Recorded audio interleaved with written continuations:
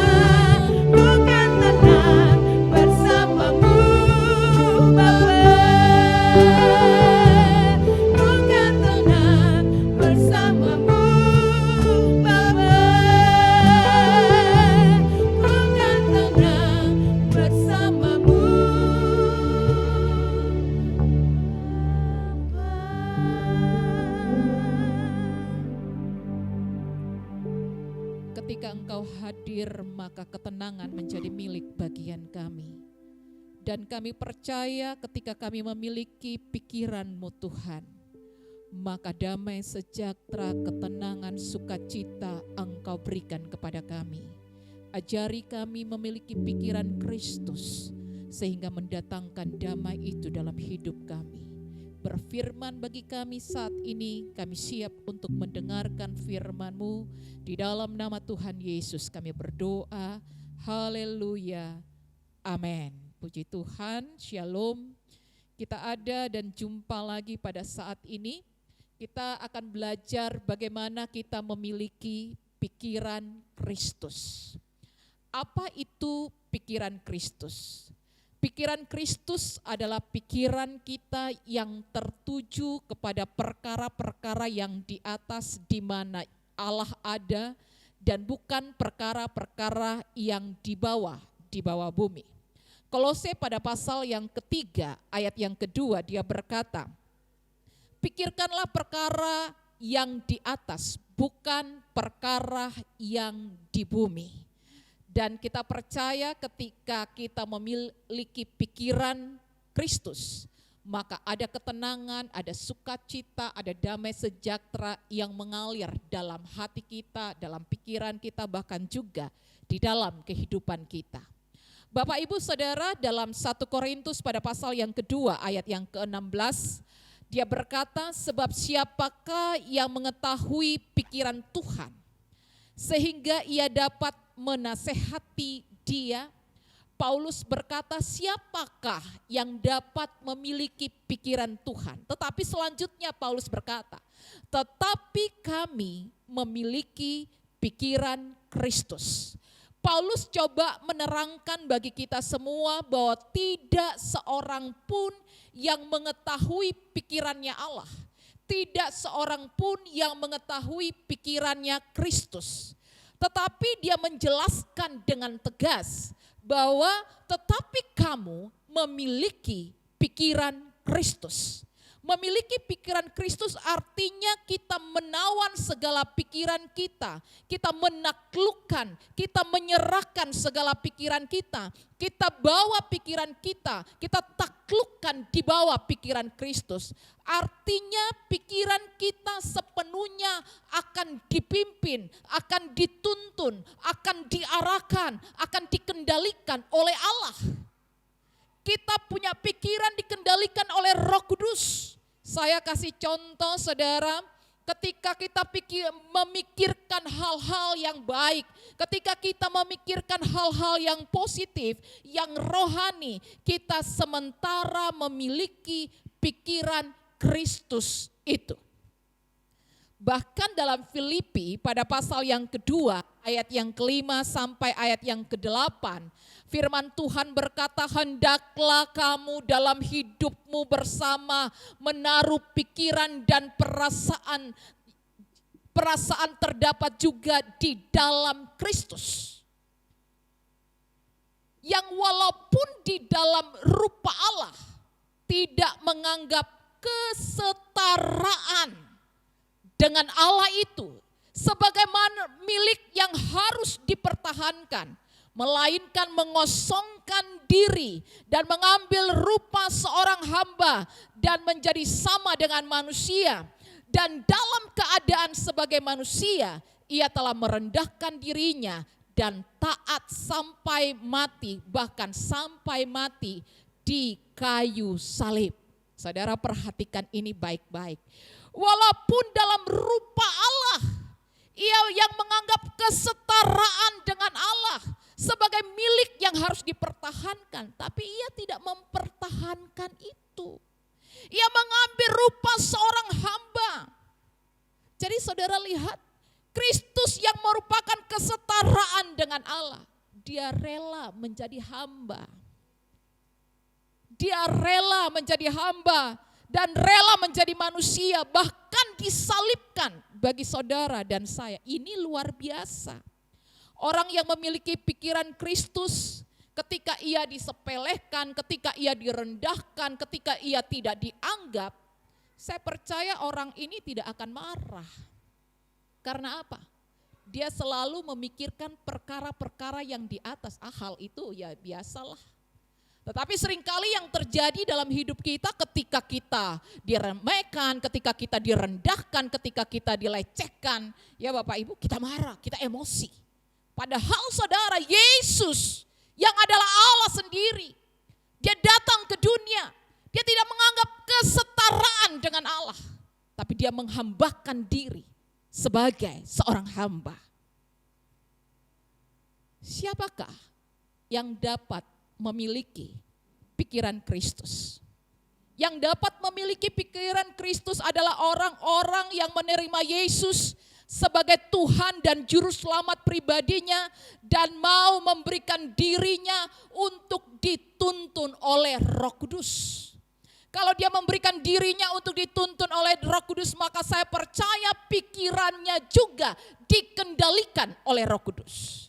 Nah saudara, bagaimana supaya kita memiliki pikiran Kristus? Kita harus tahu tentang kebenaran firman Tuhan. Kita harus tahu rencana-rencana Allah yang besar dalam dunia ini, bahkan dalam kehidupan saudara dan saya. Nah, apa itu pikiran Kristus yang sebenarnya? Saudara, kita buka dalam 1 Korintus pada pasal yang kedua. Kita perhatikan 1 Korintus pada pasal yang kedua, ayat yang ke-6 sampai dengan ayat yang ke-15. Ayat 6 sampai ayat yang ke-15 ini berbicara tentang hikmat yang benar. Tapi saudara perhatikan di situ. Hikmat Allah itu berbeda dengan hikmat manusia. Orang yang memiliki pikiran Kristus memiliki hikmat Allah, bukan hikmat manusia, itu berbeda. Ya Bapak Ibu. Yang kedua saudara perhatikan dalam ayat yang ke-9. Tetapi seperti ada tertulis, apa yang tidak pernah dilihat oleh mata dan tidak pernah didengar oleh telinga dan yang tidak timbul di dalam hati manusia, semua disediakan Allah untuk mereka yang mengasihi Dia. Orang yang memiliki hikmat Allah, dia memiliki iman. Dia percaya kepada Allah, sepenuhnya dia percaya kepada Allah.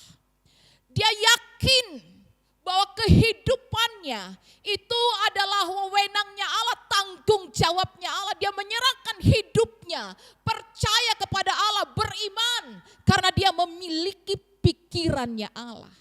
Kadangkala kita khawatir, kita takut karena kita tidak memiliki pikiran Allah. Kita tidak memiliki pikiran Kristus yang membuat kita khawatir, kita takut Bapak Ibu. Tetapi orang-orang yang memiliki pikiran Kristus, mereka tidak akan takut. Tetapi mereka itu percaya kepada Allah. Yang ketiga saudara, orang-orang yang memiliki pikiran Kristus, mereka hidup bergantung penuh kepada Roh Kudus. Roh Kudus akan menuntun, Roh Kudus akan memimpin, Roh Kudus akan mengarahkan kita, akan membawa kita. Saya percaya kalau hidup kita dituntun oleh Roh Kudus, maka saudara dan saya akan berjalan dalam kebenaran itu sendiri. Ayat yang ke-14 katakan orang yang tidak hidup dalam roh tidak dapat memiliki pikiran Kristus. Mereka tidak dapat memahami, karena itu merupakan kebodohan bagi mereka. Makanya seringkali orang tanya, apa sih hidup dipimpin oleh Roh Kudus? Seperti apa itu hidup dituntun oleh Roh Kudus, dipimpin oleh Roh Kudus? Mereka tidak dapat memahami saudara. Mereka berpikir bahwa itu adalah sebuah kebodohan. Tetapi anak-anak Tuhan yang bergantung kepada Tuhan, yang memiliki pikiran Kristus, mereka dituntun oleh Roh Kudus. Maka kehidupan mereka menjadi kehidupan yang luar biasa. Mereka akan terus naik dan bukan turun. Itulah orang-orang yang dituntun dan dipimpin oleh Roh Kudus. Dan saudara perhatikan ayat yang ke-15. Bagian yang kelima, ayat yang ke-15. Tetapi manusia rohani menilai segala sesuatu. Menilai segala sesuatu saudara, artinya pikiran Kristus memampukan kita untuk memiliki ketajaman dan kecerdasan secara rohani. Saya percaya kalau kita dituntun oleh Allah, kita memiliki kehidupan yang benar di hadapan Tuhan, kita memiliki pikiran Kristus, maka saya yakin kehidupanmu akan semakin hari semakin diberkati oleh Tuhan. Semakin hari akan semakin dibukakan oleh Tuhan. Masa depanmu akan semakin hari akan semakin indah. Karena apa? Hidup kita dipimpin, dituntun karena kita memiliki pikiran Kristus.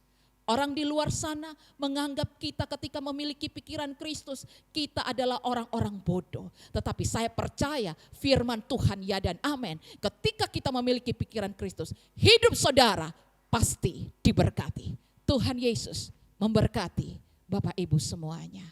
Haleluya, haleluya. Biarlah kita semua memiliki pikiran Kristus. Memikirkan perkara-perkara yang di atas, bukan yang di bawah bumi.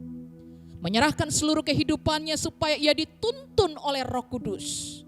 Sehingga Roh Kudus terus mengambil alih seluruh kehidupan kita.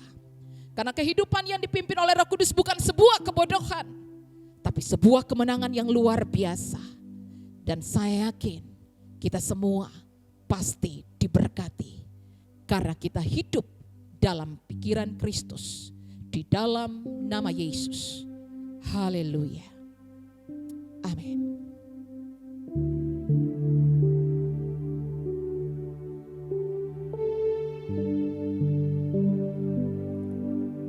Mengalir kuasa dari tempat maha tinggi, Bapa kekal mulia, Kau hadir di